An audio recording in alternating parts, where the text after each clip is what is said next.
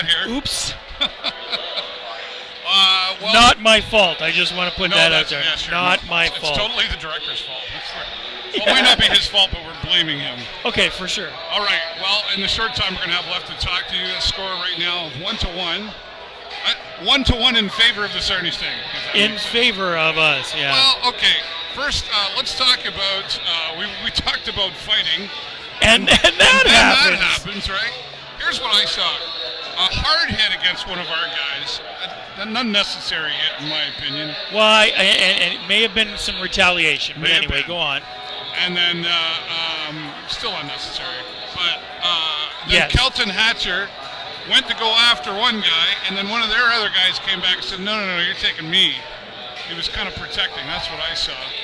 And then the penalties flew, and we both sat out for 5 I think, minutes. so now, not to put too fine a point on it, Kelton had a fairly strong hit on one of their players earlier on in the period. I missed that. So. And I saw it. But I thought, at that point, it was a fairly clean hit.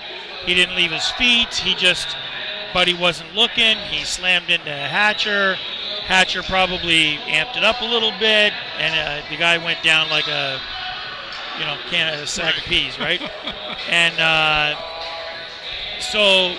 but the hit that happened over on the far side was not called for. I mean, nope. It had been probably 5-10 minutes since the previous hit. It was over. Yeah, and he really forcibly went up Absolutely. and in, and I saw that and I was like, well, this isn't going to go well for somebody. And then you get to swap out, okay, who's your baddest dude on the ice, and let's make it happen, right? Yep. The gloves were off rather quickly, and yeah. Anyway. Well, and I mean, I think we fared quick. well in the penalties, I think,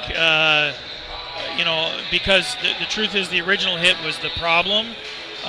They traded 5 for fighting with Kelton and the other guy, but then dude got a 5-minute major for the head check and a game misconduct, which I think, that was not a particularly nice hit, and I think it was probably a little interference and everything that kind of thing. Came out relevant though in the end. I think so. I think I think it was a very fair call all the way around. It led around. out to the first goal for the Sarnia Sting and Ryan McGregor's notable 200th point goal. Incredible. So congratulations yeah. to Ryan McGregor. Yeah, 100%.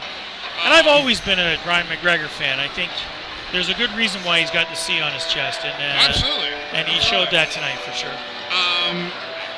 And when those kind of hits and stuff happens out there, as a leader out there, you really have to keep your level head and 100%. Give some time for some guidance. Let's talk about the goal that happened against the Sarnia Sting. Oops. Ethan Langeman come out behind the net to hold the puck off for one of the players, and there was a miscommunication. Owen Sound picked it up, and whoop, there you go. There it is. It was a goal that just really should never have happened. Yeah. Imagine how Langeman feels right now. Well, sure, but I mean, I don't know that it was necessarily his fault. You know what I mean? Like, you need to communicate on the ice. If you got a man coming on when the goaltender goes behind the net to think, you got to let him know, right? Yeah. So, where we're going with this.